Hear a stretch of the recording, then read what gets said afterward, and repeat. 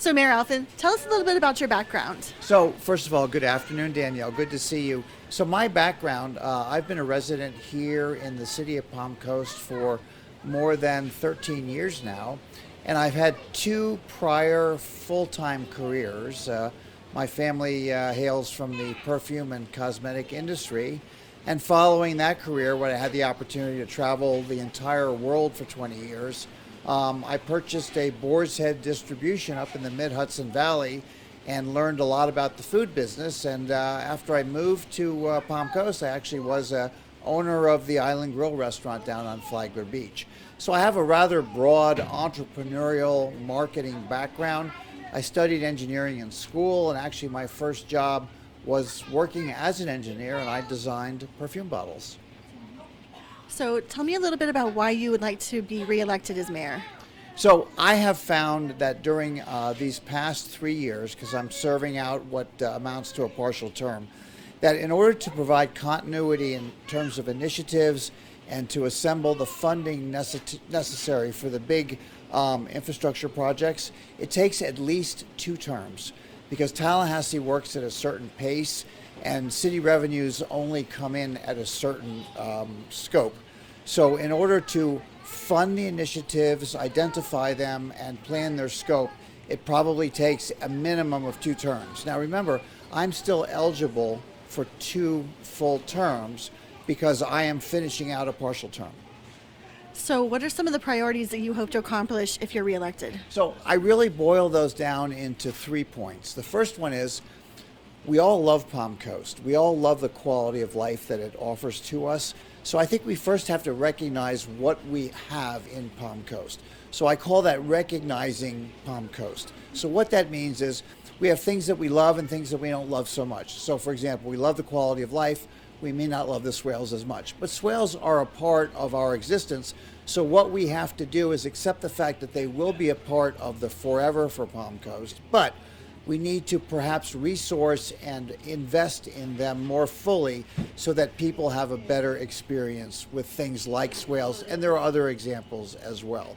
So that's number one, recognize what we are and what we are not.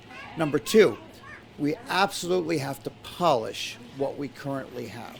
We have to make sure that the infrastructure that is beneath our feet and surrounds us and provides us with our quality of life is as prim and proper and beautiful and serves us as well as it possibly can.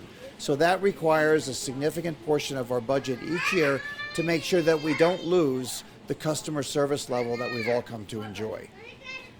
So, what has been the greatest joy for you being mayor so far? So the reason I became mayor in the first place is not because I had a secret desire to be a mayor, but I was able to study the history of the city of Palm Coast. I recognize the fact that we have an incredible alignment of stars, almost like a special Palm Coast constellation in the night. So we have a Speaker of the House that is a local resident. We have an incredible amount of undeveloped property which is within the city limits of the city of Palm Coast. We have a poorly balanced community in terms of demographic and jobs and other city balances that needs to be corrected for the future. So let me give you an example. We were originally planned to be a retirement, pre-retiree community. Well, we found after 25 years, after a generation and a half, that won't last in perpetuity because there are no additional revenue streams to help support the aging infrastructure.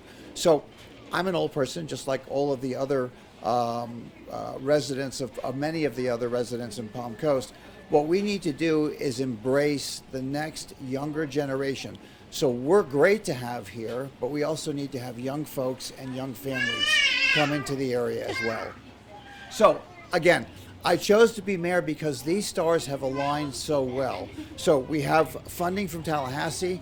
We have the land that we can master plan and smartly manage for the future, which will help cure the imbalances that we currently suffer from. So in case folks are not aware of it, 94% of our ad valorem tax is generated solely by single-family homes. That puts a terrible burden on our single-family homeowners. If you look around the region, the state, and the country, you might have a 40-60 balance or even 50-50, but we're way out of balance. So I intend in the next term to correct these balances, because much like your body, for a city to be healthy, it also has to be in balance. That means the population ages have to be in balance, the workflow has to be in balance, the opportunities for customer service have to be in balance. All things need to come into play and be in balance for the city to be healthy and financially successful for the long term. And what would you say to residents who are worried about smart growth and well-managed growth? So when you worry about things that are smart and well managed, I have to ask what that actually means. So for me, it has to do with letting others help shoulder the liability of tax revenue in the future. So the question is, do I want to pay all the taxes? No, I'd rather pay my share and then have somebody else help pay those as well.